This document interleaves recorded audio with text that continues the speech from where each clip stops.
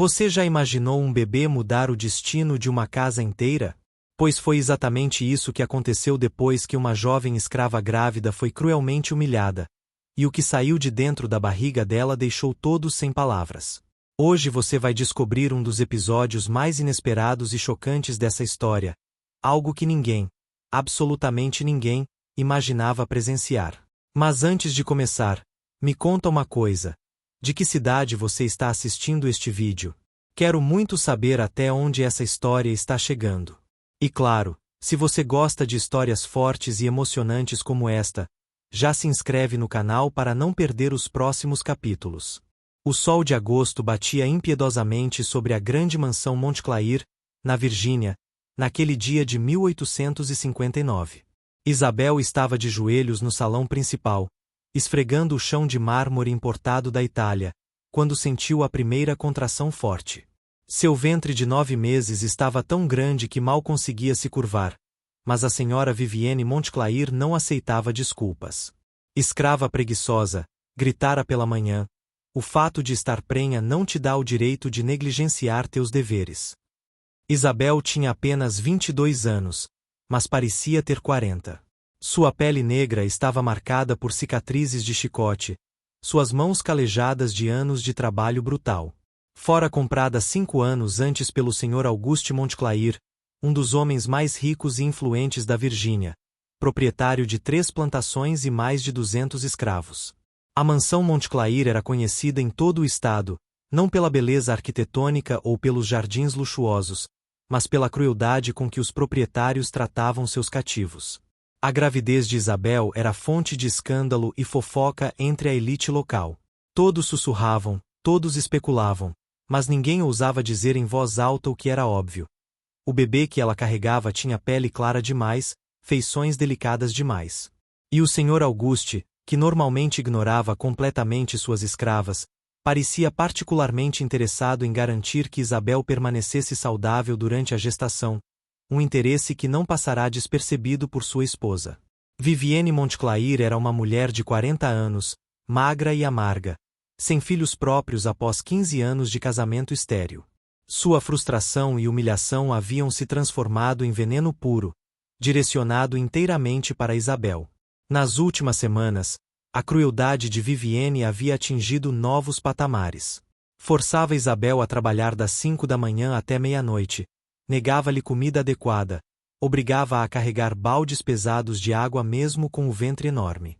Naquela tarde fatídica, Vivienne havia convidado suas amigas da alta sociedade para o chá. 6 senhoras elegantes sentavam-se na sala de visitas, vestidas com seus melhores vestidos de seda, bebendo chá importado em porcelana fina. E lá estava Isabel, de joelhos no chão, limpando aos pés delas enquanto as contrações se intensificavam.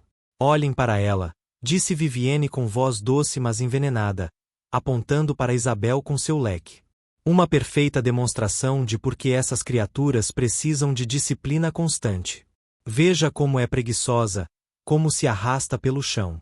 Diga-me, Isabel, o trabalho é muito difícil para ti. Isabel manteve os olhos baixos, como lhe fora ensinado a fazer. Não, senhora, murmurou, embora outra contração a fizesse tremer. Água escorreu entre suas pernas. Sua bolsa havia rompido. O pânico tomou conta dela. O bebê estava vindo, aqui, agora, no meio do salão, diante de todas aquelas mulheres.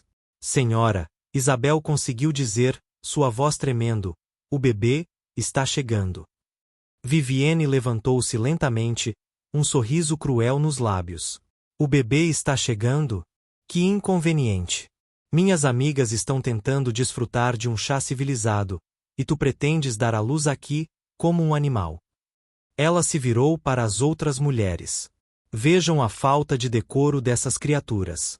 Nenhum senso de lugar ou momento apropriado.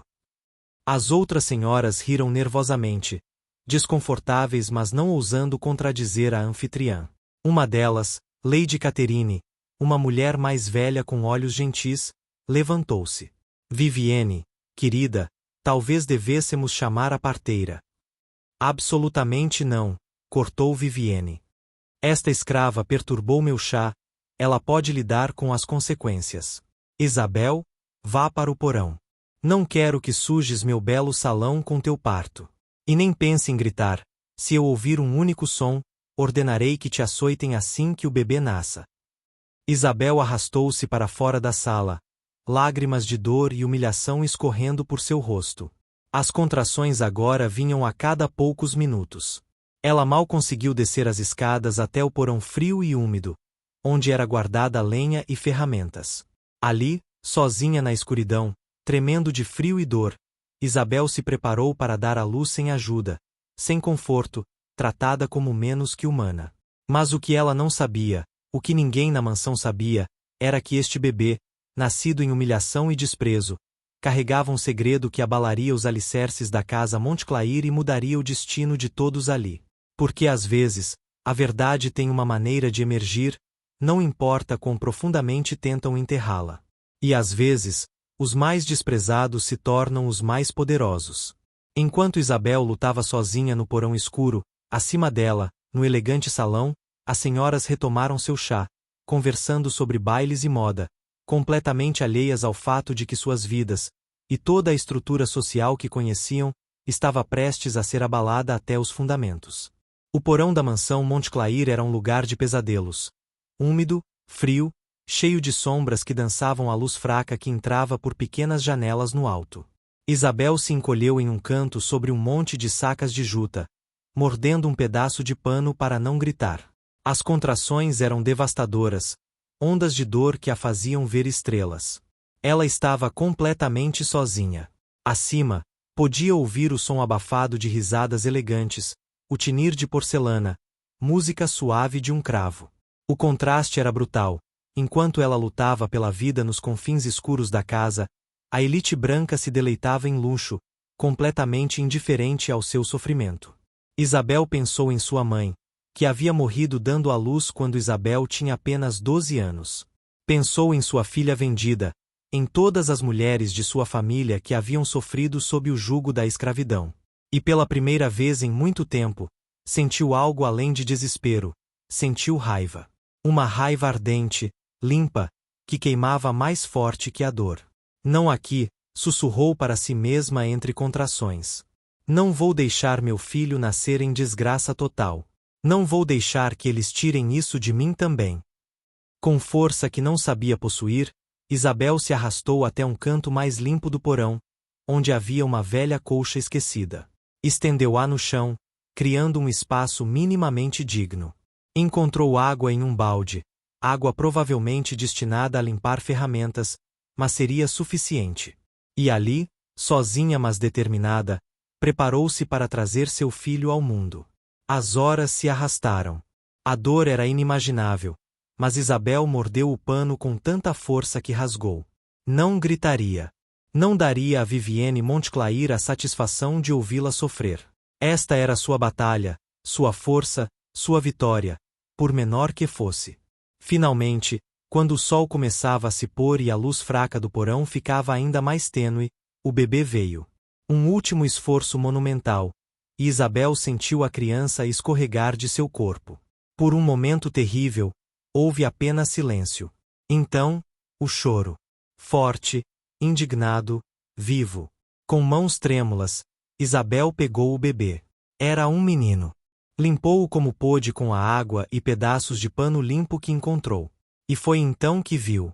Seu coração parou, o ar preso em seus pulmões. O bebê era branco. Não apenas de pele clara, como muitos filhos de relacionamentos forçados entre senhores e escravas. Mas branco. Completamente branco. Sua pele era pálida como porcelana, seus olhos, quando os abriu pela primeira vez, eram de um azul cristalino e penetrante. E havia algo mais. Em seu ombro direito, claramente visível mesmo no recém-nascido, estava uma marca de nascença distintiva. Uma forma irregular que se parecia com uma flor de lis, o símbolo da família Montclair. Isabel sabia exatamente o que isso significava. Havia visto essa mesma marca de nascença exata em um único lugar antes, no ombro do Sr. Auguste Montclair, quando acidentalmente entrará em seu quarto enquanto ele se vestia. A marca de nascença era hereditária na família Montclair, passada através de gerações, considerada um sinal de sangue puro e linhagem nobre. Mas havia algo mais sobre este bebê, algo que Isabel não conseguia explicar. Seus olhos, aqueles olhos azuis penetrantes, pareciam velhos demais, sábios demais para um recém-nascido. E quando o bebê a olhou, Isabel sentiu algo inexplicável. Uma conexão, uma compreensão, como se a criança soubesse exatamente quem ela era e o que havia sofrido. O bebê não chorava mais. Estava calmo, observando-a com aqueles olhos estranhos e antigos. E então fez algo extraordinário. Segurou o dedo de Isabel com força surpreendente e um sorriso. Impossível, mas definitivamente um sorriso. Cruzou seu rosto minúsculo. Isabel abraçou seu filho contra o peito. Lágrimas agora de amor e medo fluindo livremente. O que você é, meu pequeno? Sussurrou. Que segredo você carrega? Acima, as vozes das senhoras começavam a se dispersar. O chá havia terminado. Logo alguém viria verificar se Isabel ainda estava viva, se o bebê havia nascido. E quando vissem esta criança impossível que era inegavelmente da linhagem Montclair, tudo mudaria. Isabel não tinha como saber ainda, mas seu filho não era apenas uma criança. Era uma revelação. Era a prova viva de tudo que a sociedade tentava esconder, de todas as mentiras sobre pureza racial e superioridade, de toda a hipocrisia da elite sulista. E mais que isso, havia algo quase sobrenatural nesta criança, como se o universo tivesse decidido intervir, usando este bebê como instrumento de verdade e justiça. O destino da casa Montclair, e de todos que nela viviam, havia mudado no momento em que aquele bebê deu seu primeiro choro. Agora restava apenas assistir enquanto a verdade se desenrolava, tão inevitável quanto o amanhecer. Foi Margarete, a criada idosa da casa, quem desceu ao porão primeira. Ela havia sido instruída por Vivienne para verificar se a escrava havia sobrevivido ao parto e descartar a criança se fosse defeituosa. Margarete era uma mulher endurecida por 50 anos de servidão, sua própria humanidade desgastada por décadas testemunhando e participando de crueldades. Mas quando desceu aquelas escadas de pedra e viu Isabel segurando o bebê, algo nela se quebrou. Meu Deus! Sussurrou Margarete, congelando no último degrau.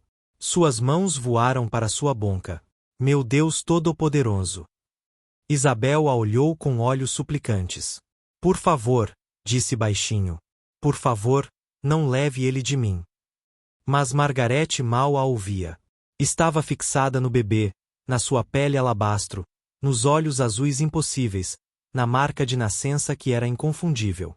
Ela havia servido a família Montclair por décadas, havia visto aquela marca em Auguste desde que era menino, havia visto em seu pai antes dele. Não havia como negar. Não havia como esconder. A senhora Vivienne precisa ver isso, disse Margarete, sua voz tremendo. Não era crueldade em seu tom agora, mas medo genuíno. Isabel, você entende o que isto significa? Esta criança, isto vai destruir tudo. Isabel terminou por ela, abraçando o bebê mais apertado. Eu sei.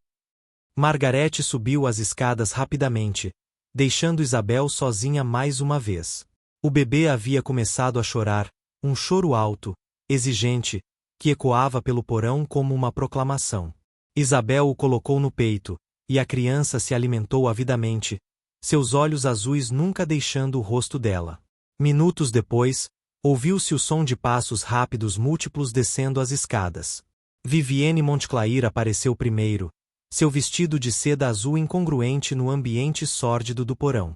Seus olhos estavam estreitos de irritação. Margarete diz que há algo que devo ver. Isto melhor ser importante, porque interrompeste meu. As palavras morreram em seus lábios. Ela viu o bebê. O tempo pareceu parar. Por um longo momento, Vivienne simplesmente ficou lá, seu rosto atravessando uma série de expressões. Confusão, compreensão, horror, raiva. Então se aproximou lentamente, como em transe, até estar logo acima de Isabel. Deixe-me ver, ordenou, sua voz estranhamente calma. Isabel hesitou, depois lentamente afastou o bebê do peito. Vivienne olhou para baixo, estudando cada detalhe da criança. Viu a pele pálida. Viu os olhos azuis. E então viu a marca de nascença. Um som estrangulado escapou de sua garganta. Não, sussurrou. Não, não, não. Ela se virou abruptamente, subindo as escadas tropeçando. Auguste! Seu grito ecoou pela mansão. Auguste Montclair, venha aqui imediatamente. O que se seguiu foi caos. O senhor Auguste desceu ao porão, acompanhado por 2 dos capatazes. Quando viu o bebê, sua face ficou cinza. Não houve negação, não houve surpresa. Apenas a resignação de um homem cujos pecados finalmente o alcançaram. Meu Deus! Murmurou, passando a mão pelo rosto. Meu Deus, é verdade. É verdade. Vivienne estava histérica agora, suas unhas cravando nos braços do marido. Você, com essa, e o bebê. Auguste, isso não pode ser real. Diga-me que não é real. Mas a criança na frente deles era inegável. Mais que isso, como se sentindo o drama ao seu redor, o bebê escolheu aquele momento para fazer algo extraordinário. Ele abriu os olhos completamente, olhando diretamente para Auguste Montclair, e não com os olhos vazios de um recém-nascido, mas com uma intensidade focada e penetrante que fez o homem recuar. Isto não é natural, disse um dos capatazes, fazendo o sinal da cruz. Senhor, este bebê, ele não é normal. E não era. Todos na sala podiam sentir. Havia algo nesta criança, algo além do físico impossível, algo quase sobrenatural. Era como se velhas forças, velhas justiças, velhas verdades tivessem se manifestado neste único ser pequeno. Vivienne deu um passo para trás, horror genuíno em seus olhos agora. Queime-o, disse ela subitamente. É uma abominação. Queime-o e a mãe com ele. Diga que ambos morreram no parto. Ninguém precisa saber. Não. A voz veio de Isabel. Fraca, mas firme. Ela levantou-se lentamente, segurando seu filho contra o peito, e pela primeira vez em 5 anos de escravidão, olhou diretamente nos olhos de seus opressores. Vocês não vão tocar nele. Como o USA. Começou Vivienne, avançando. Mas então o bebê fez algo que congelou todos no lugar. Ele gritou, não um choro infantil, mas um grito alto, penetrante, quase como um pássaro de rapina. E no mesmo instante, todas as lâmpadas a óleo no porão explodiram simultaneamente, mergulhando o espaço em escuridão total exceto pela luz que entrava pelas pequenas janelas. No silêncio chocado que se seguiu, a voz de Isabel veio novamente, agora com uma força que ela não sabia possuir. Este menino é seu filho, Auguste Montclair. Ele carrega seu sangue, sua marca, sua linhagem. E ele carrega algo mais, algo que vocês não podem controlar, não podem queimar, não podem esconder. Ele é a verdade viva. E a verdade sempre encontra seu caminho para a luz. A notícia se espalhou pela mansão como fogo em capim seco. Servos cochichavam nos cantos, escravos do campo ouviam com olhos arregalados, até mesmo os escravos domésticos mais leais pareciam ver a família Montclair com novos olhos. O impossível havia acontecido, um bebê claramente branco, carregando a marca inconfundível da família, nascido de uma escrava negra. Auguste Montclair trancou-se em seu escritório pelo resto da noite, bebendo brandy pesadamente. Vivienne retirou-se para seus aposentos, onde seu choro histérico podia ser ouvido através das paredes grossas. E Isabel foi levada para um quarto nos fundos da casa, não mais o porão, mas também não um quarto de verdade. Era um espaço de transição, refletindo seu novo status impossível, escrava, mas mãe do herdeiro. Porque por mais que tentassem negá-lo, por mais que desejassem que não fosse verdade, Auguste Montclair não tinha outros filhos. 15 anos de casamento estéril com Vivienne haviam provado isso. Este bebê impossível, sobrenatural, marcado com o símbolo da família, era tecnicamente seu único herdeiro. No dia seguinte, Auguste convocou uma reunião familiar urgente. Seus 2 irmãos vieram de suas próprias plantações, Charles e Edmund Montclair, ambos homens de meia-idade, durões e conservadores. Também estava presente o advogado da família, Sr. Thaddeus Whitmore, e o médico pessoal, Dr. Samuel Harrison. Eles se reuniram no escritório de Auguste, uma sala imponente forrada de madeira escura, cheia de troféus de caça e retratos de ancestrais que pareciam olhar com desaprovação dos altos muros. O bebê foi trazido, carregado por Isabel, que havia sido instruída a ficar em silêncio a menos que diretamente endereçada. Dr. Harrison examinou a criança primeiro, suas mãos trêmulas enquanto checava cada aspecto do bebê. É extraordinário, murmurou. A pigmentação da pele é completamente caucasiana. Os olhos, azuis verdadeiros. E esta marca de nascença. Ele olhou para Auguste significativamente. É idêntica à sua, senhor. Absolutamente idêntica. É impossível, insistiu Edmund, o irmão mais novo. Um bebê nascido de uma escrava negra não pode ser branco. Deve ser algum truque, algum engano. Não há truque, disse o médico firmemente. Eu examinei a mãe. Ela definitivamente deu à luz esta criança. E geneticamente, senhores, isso não é sem precedentes. Em casos raros, muito raros, quando a mistura racial em gerações anteriores de ambos os pais, uma criança pode apresentar características que saltem gerações. Mas combinar isso com a marca de nascença hereditária. Ele balançou a cabeça. É quase miraculoso. Miraculoso, repetiu Charles com amargura. Chamas isso de milagre? É uma maldição. Uma vergonha sobre nossa família. Auguste, como pudeste?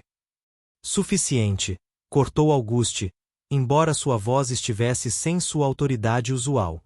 Ele olhou para o bebê, e Isabel viu algo em seus olhos, não amor, mas uma fascinação relutante, talvez até medo. A questão não é como aconteceu. A questão é o que fazemos agora. O advogado Whitmore limpou a garganta. Senhores, a situação legal é complexa. A criança nasceu de uma escrava, portanto tecnicamente é propriedade. No entanto, ele pausou, escolhendo suas palavras cuidadosamente. A marca de nascença é conhecida. Famílias vizinhas conhecem seu significado. Se palavras espalharem, e espalharão, sempre espalham. Todos saberão que esta criança é de seu sangue, Sr. Montclair. Negar seria difícil. Então o que sugeres? Exigiu Auguste. Que eu reconheça publicamente um filho de uma escrava. Que destrua completamente minha posição social. Sugiro, disse Whitmore cuidadosamente, que consideremos todas as opções. Podemos descartar a criança discretamente. Acidentes acontecem com bebês. Ou, ele hesitou. Há outra possibilidade. Uma que é sem precedentes, mas dadas as circunstâncias únicas. Fala, ordenou Auguste. Poderíamos alegar que a criança é adotada. Criar uma história de que foi encontrada, órfã de uma família branca pobre que morreu. Com documentação apropriada, poderíamos. Mentir, interrompeu Vivienne, que havia entrado silenciosamente na sala. Seus olhos estavam vermelhos de choro, mas sua postura era de aço. Vamos mentir para toda a sociedade, viver em engano constante, sabendo que aquela criança é filho de uma escrava. A alternativa, disse Edmund friamente, é admitir a verdade e ser socialmente destruído. Não haverá mais convites, não haverá mais negócios, não haverá mais respeito. A família Montclair se tornará alvo de zombaria. Um silêncio pesado caiu sobre a sala. Então, pela segunda vez, o bebê fez algo extraordinário. Ele começou a chorar, mas não um choro normal. Era um som que crescia em volume e intensidade, quase como uma sirene. E à medida que chorava, coisas estranhas começaram a acontecer. Os retratos ancestrais nas paredes começaram a tremer. Os papéis no escritório de Auguste começaram a voar como se pegos por um vento inexistente. As chamas das velas queimaram mais forte, projetando sombras dançantes e ameaçadoras nas paredes. Pelo amor de Deus, faça-o parar, gritou Charles, cobrindo os ouvidos. Isabel instintivamente embalou o bebê, murmurando suavemente, e milagrosamente, a criança se acalmou. Instantaneamente, tudo voltou ao normal. Os retratos pararam de tremer, os papéis caíram, as chamas diminuíram. Todos na sala olhavam para o bebê com uma mistura de medo e reverência. Dr. Harrison estava pálido. Isto não é natural, ele sussurrou. Esta criança, ela tem algum tipo de poder, terminou Isabel suavemente, falando pela primeira vez sem permissão. Todos os olhos se viraram para ela. Ela se levantou, segurando seu filho com confiança que não mostrava antes. Meu filho tem poder. Poder que vem da injustiça, da hipocrisia, das mentiras que todos vocês construíram suas vidas sobre. Ele é a verdade viva. E a verdade não pode ser queimada, não pode ser escondida, não pode ser silenciada. Como ousa? Começou Vivienne. Mas Auguste levantou a mão, silenciando-a. Ele estudou Isabel por um longo momento, depois olhou para seu filho. O que você quer? Perguntou finalmente. Se esta criança realmente tem poder, o que você quer para ele? Isabel respirou fundo. Esta era sua chance, talvez a única que teria. Quero liberdade. Para mim e para meu filho. E não apenas liberdade de papel, liberdade verdadeira. Quero meios para viver, para criá-lo com dignidade. E ela pausou, reunindo coragem. Quero que você reconheça publicamente que ele é seu filho. Não como adoção, não como mentira. Como verdade. O escândalo que se seguiu foi explosivo. Irmãos gritaram, Vivienne desmaiou dramaticamente, o advogado balbuciou sobre impossibilidades legais. Mas Auguste simplesmente sentou em silêncio, olhando para o bebê que carregava sua marca, seu sangue, e aparentemente, algum tipo de poder místico que desafiava a explicação. Finalmente, ele falou. Deixem-nos, ordenou. Todos. Exceto ela. Apontou para Isabel. Quando todos hesitaram, ele trovejou, eu disse saiam. A sala se esvaziou rapidamente. E então eram apenas três, Auguste Montclair, Isabel, e o bebê que mudaria tudo. Quando a porta se fechou atrás do último visitante, o silêncio no escritório era absoluto. Auguste Montclair serviu-se de mais brande, suas mãos tremendo ligeiramente. Por um longo momento, apenas observou Isabel e o bebê, sua expressão impenetrável. Então, surpreendentemente, sentou-se pesadamente, como se todas as forças o tivessem abandonado. Senta, disse ele, gesticulando para uma cadeira. A primeira vez em 5 anos que oferecerá tal cortesia a Isabel. Ela hesitou, depois se sentou cautelosamente na borda da cadeira, o bebê seguro em seus braços. Auguste bebeu profundamente antes de falar. Diz-me, Isabel, acreditas em Deus? A pergunta a pegou desprevenida. Sim, senhor. E acreditas em justiça divina? Em castigo pelos pecados? Isabel olhou para seu filho, depois de volta para Auguste. Acredito que a verdade sempre encontra um caminho. Se isso é justiça divina, não sei. Mas sei que mentiras não podem ser mantidas para sempre. Auguste riu amargamente. Mentiras. Toda a minha vida é construída sobre mentiras. Sabes do que meu pai fez para construir esta fortuna? Sabes quantas famílias foram destruídas, quantas pessoas foram quebradas, quantas? Ele parou, passando a mão pelo rosto. E eu continuei. Fiz pior, talvez. Convenci-me de que era meu direito. Que pessoas como tu eram menos. E agora? Perguntou Isabel suavemente. Agora tenho um filho que é impossível. Um filho que me olha com olhos que parecem ver através de todas minhas mentiras. Um filho que pode fazer coisas. Ele olhou para o bebê com algo próximo à reverência. Diz-me verdade, há algo mais sobre esta criança que devo saber. Isabel pausou, escolhendo suas palavras cuidadosamente. Quando ele nasceu, no porão escuro, houve um momento. Um momento onde senti que ele não era apenas meu filho. Era como se algo maior tivesse escolhido vir através dele. Como se o universo tivesse decidido que era hora de equilíbrio, de verdade, de justiça. Auguste assentiu lentamente, como se isso confirmasse algo que ele já suspeitava. E tu o usarias contra mim? Usarias seu poder para me destruir? Não preciso usar nada, respondeu Isabel. Você já está destruindo. Não por mim, não por ele, mas por suas próprias ações. Somos apenas o espelho refletindo de volta para você o que sempre foi verdade.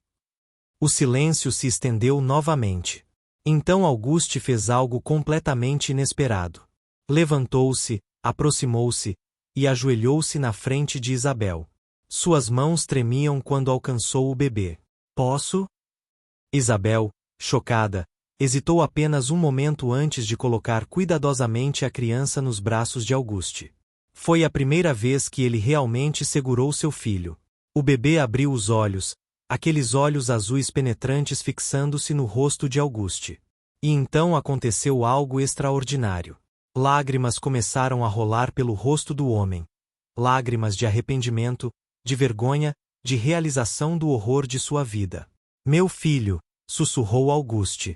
Meu filho, nascido de dor e injustiça, carregando a marca de minha família, mas também a marca de meu maior pecado. Ele olhou para Isabel, lágrimas ainda fluindo. O que fiz? Meu Deus, o que fiz a ti, a ele, a tantos outros? Isabel não tinha palavras. Havia esperado raiva, negação, talvez violência. Não havia esperado isso. Arrependimento genuíno, vergonha real. Era como se o bebê não tivesse apenas poder físico, mas o poder de forçar verdade, de quebrar através de décadas de auto-engano. Não posso desfazer o passado, continuou Auguste, devolvendo o bebê para Isabel com reverência. Não posso trazer de volta os anos que roubei de ti, a dignidade que tirei, as feridas que causei. Mas posso tentar fazer algo certo. Pela primeira vez em minha miserável vida, posso tentar fazer algo certo. Ele se levantou, foi até sua escrivaninha, e começou a escrever furiosamente. Isabel observava, confusa. Quando terminou, ele assinou o documento com um floreio e o trouxe para ela. Este é teu documento de liberdade, disse ele. Efetivo imediatamente. Não és mais minha propriedade. És livre. Ele voltou à escrivaninha, escreveu outro documento. E este declara que o menino, qual é seu nome? Ainda não dei um, admitiu Isabel. Então escolhe um. Um bom nome. Um nome forte. Isabel olhou para seu filho, pensando. Gabriel, decidiu. Como o anjo mensageiro. Porque ele trouxe uma mensagem que precisava ser ouvida. Auguste sorriu tristemente. Gabriel Montclair. Porque ele carregará meu nome, carregará minha marca. Este documento declara como meu filho legítimo, com todos os direitos e privilégios que isso acarreta, incluindo, eventualmente, herança desta propriedade. Isabel ficou sem fala. Olhou para os documentos, depois para Auguste, procurando o truque, a mentira. Por quê? Conseguiu finalmente perguntar. Por que farias isso? Auguste sentou-se novamente, parecendo ter envelhecido 10 anos em minutos. Porque teu filho me mostrou algo. Quando ele me olhou, senti cada pessoa que machuquei, cada vida que destruí. Senti o peso de meus pecados como nunca senti antes. E percebi que posso passar o resto de minha vida negando, escondendo, mentindo, ou posso enfrentar a verdade. Por mais dolorosa que seja. Ele pausou, depois continuou com voz mais firme. Mas devo advertir-te, isto destruirá minha reputação. Destruirá esta família socialmente. Haverá consequências terríveis. Vivienne nunca perdoará. Meus irmãos me repudiarão. A sociedade nos rejeitará. Tens certeza de que queres este caminho? Seria mais fácil para ti e para Gabriel se partissem discretamente com tua liberdade e algum dinheiro. Isabel olhou para seu filho, que retornou seu olhar com aqueles olhos impossíveis, sábios. Pensou em todas as mulheres como ela, todas as crianças como Gabriel, todos que sofreram em silêncio enquanto a elite construía suas vidas sobre mentiras. Não, disse ela firmemente. Não será fácil. Não será discreto. Será a verdade. Completa, desconfortável, destrutiva verdade. Porque é só quando a verdade é enfrentada que cura real pode começar.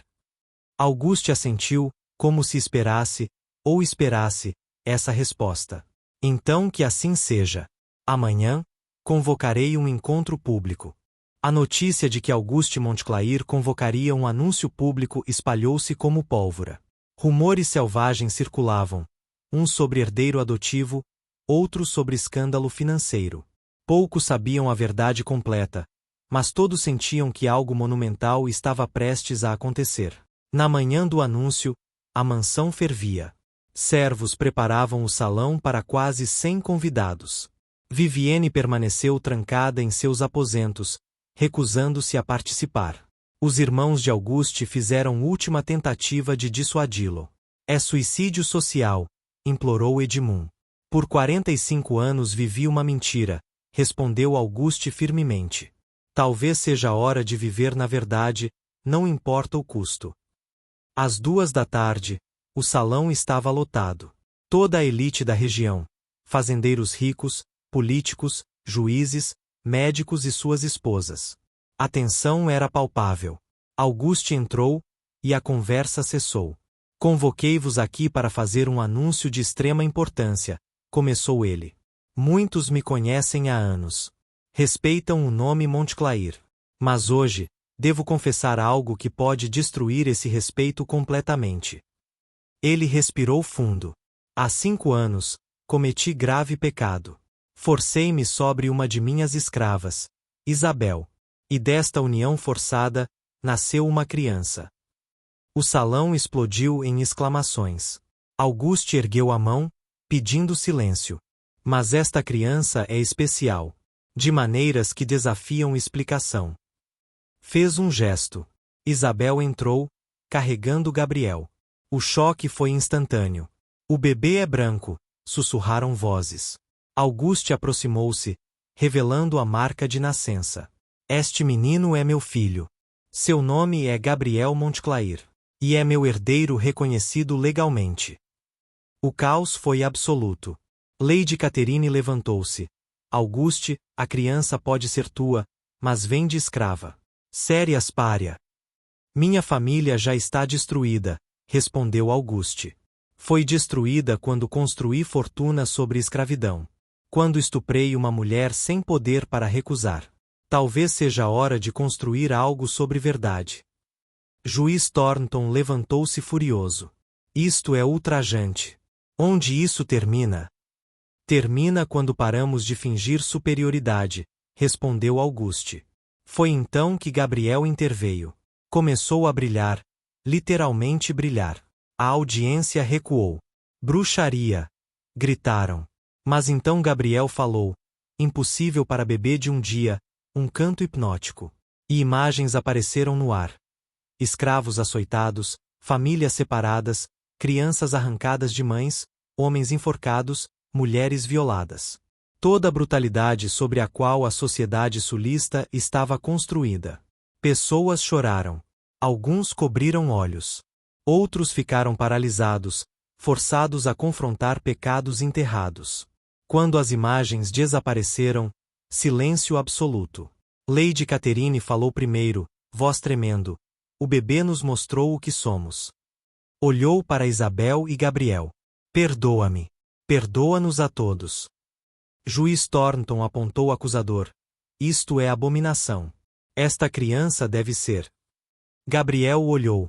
Apenas olhou, e o juiz caiu de volta, mudo, olhos grandes de medo. Auguste virou-se para a audiência chocada. Entendeis? Este menino não é apenas meu filho. É catalisador, revelação, força que nos obriga a confrontar o que preferíamos ignorar.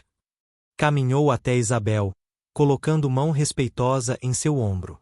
Esta mulher é livre. Meu filho é meu herdeiro. Todos que não aceitam estão livres para partir. Metade da audiência saiu em protesto. Mas alguns ficaram, Lady Catherine, Dr. Harrison, aqueles genuinamente tocados pelas visões de Gabriel. Naquele dia de agosto de 1859, algo extraordinário aconteceu. Não mudou o mundo inteiro, mas mudou aquele lugar, aquelas pessoas. Plantou semente de mudança que cresceria em algo que ninguém poderia prever. Os dias após o anúncio foram caóticos. A sociedade da Virgínia se dividiu drasticamente. Vivienne partiu no terceiro dia, indo viver com sua irmã em Charleston. Espero que valha a pena, disse ela friamente antes de partir. Espero que teu filho bastardo valha a perda de tudo. E houve perdas. Parceiros de negócios romperam contratos. Bancos fecharam linhas de crédito. A família Montclair, antes respeitada, tornou-se pária social. Mas também houve apoios inesperados. Abolicionistas do Norte enviaram cartas, jornais progressistas publicaram editoriais favoráveis, e algumas pessoas corajosas declararam apoio público. Os irmãos de Auguste tentaram convencê-lo a vender a plantação.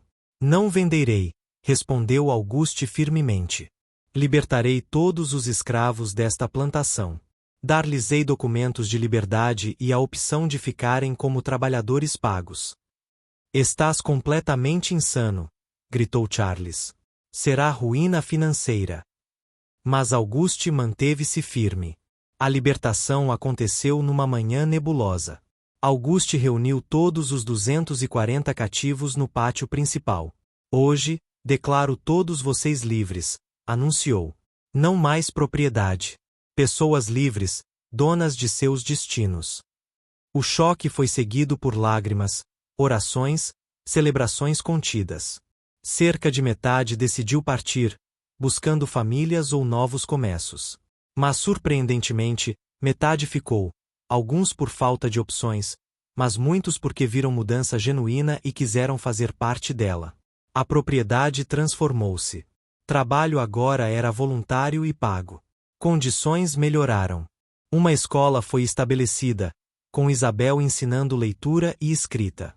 E Gabriel, crescendo rapidamente, tornou-se o coração da comunidade. Sua presença tinha efeito mensurável.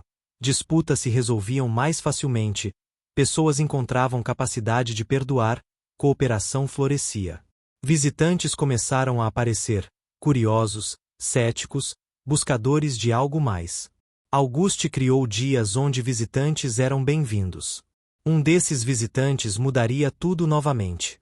Solomon, um homem negro livre de Maryland, chegou numa manhã fria. Vim ver o bebê, disse. Preciso saber se realmente há esperança para a mudança.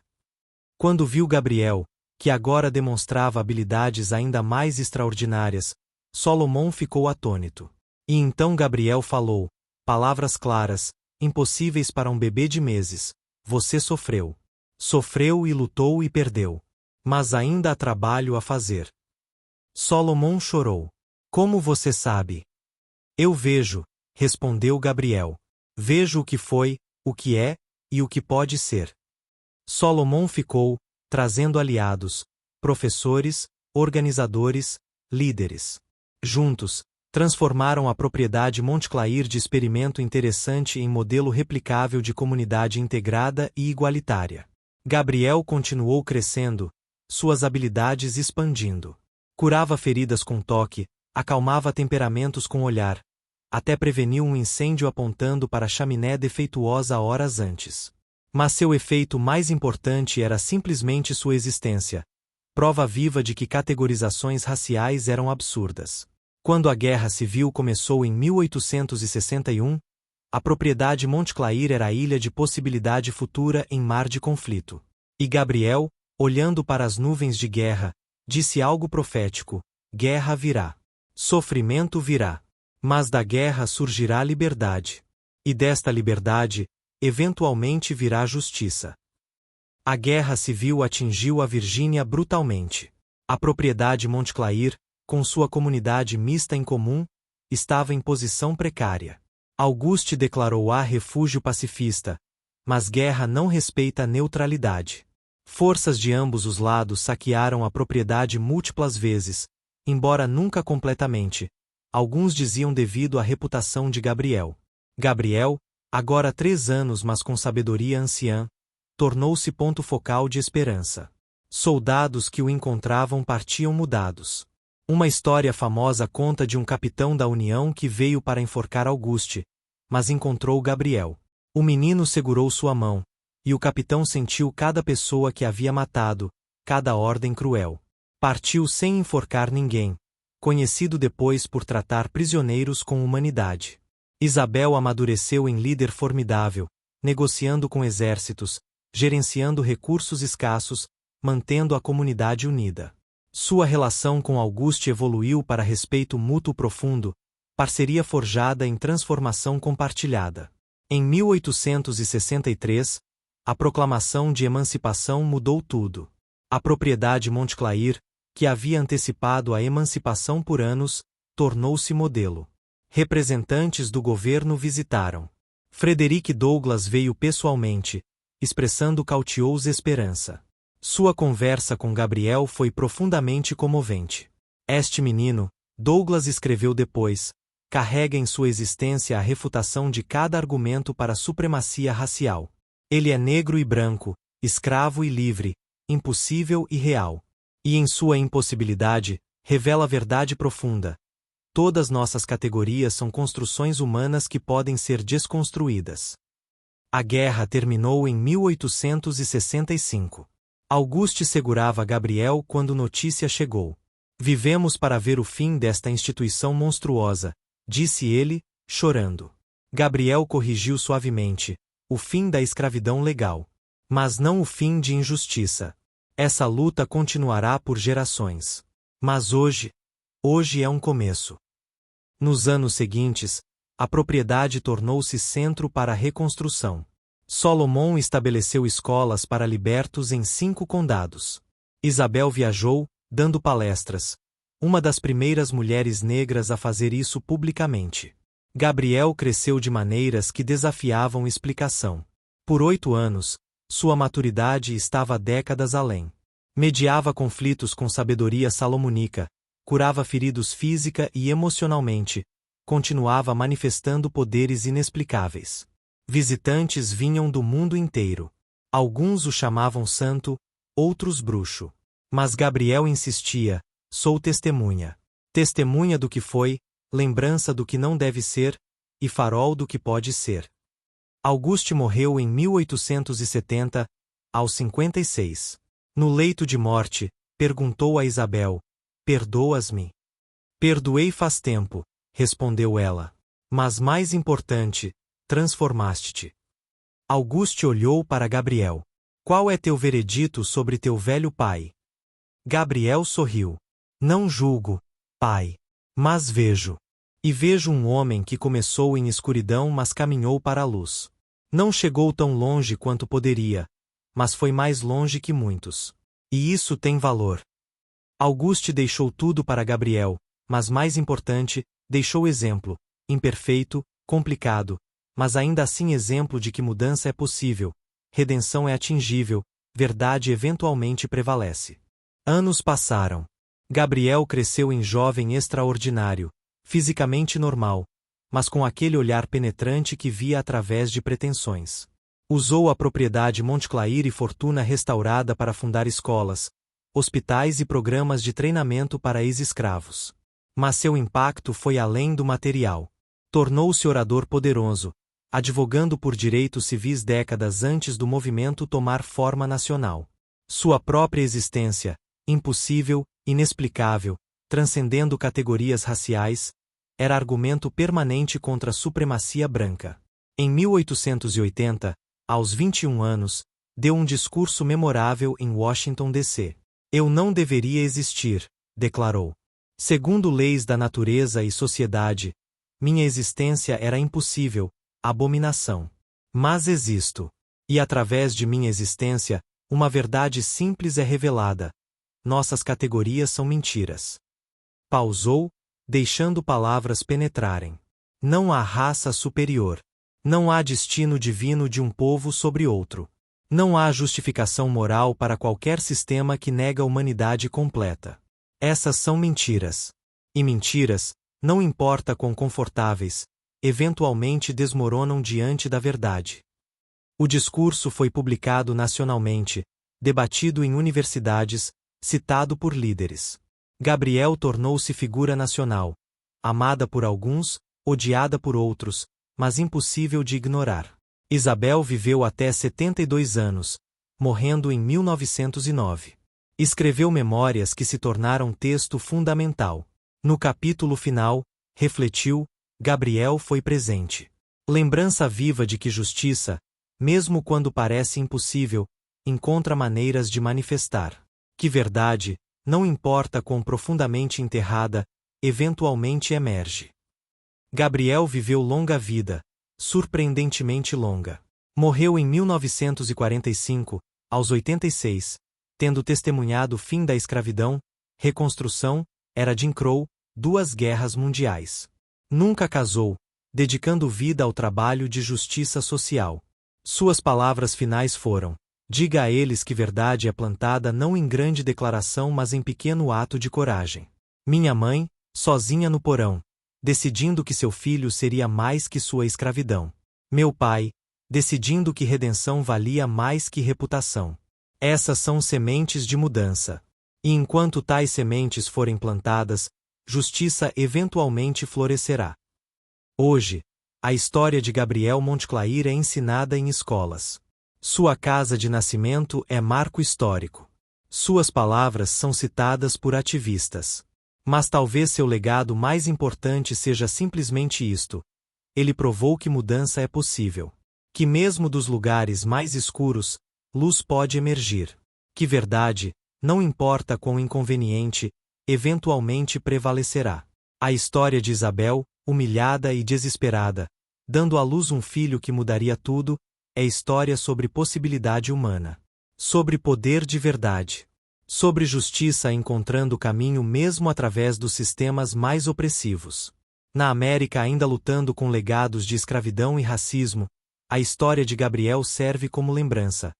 Mudança radical é possível. Redenção é atingível. E verdade, uma vez revelada, não pode ser enterrada novamente. O bebê impossível nascido em porão de vergonha revelou-se não abominação, mas profecia.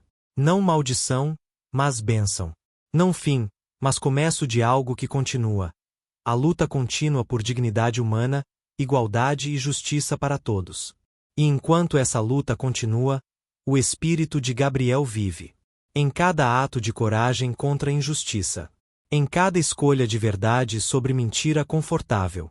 Em cada momento quando humanidade triunfa sobre categoria, quando compaixão supera preconceito, quando amor vence ódio.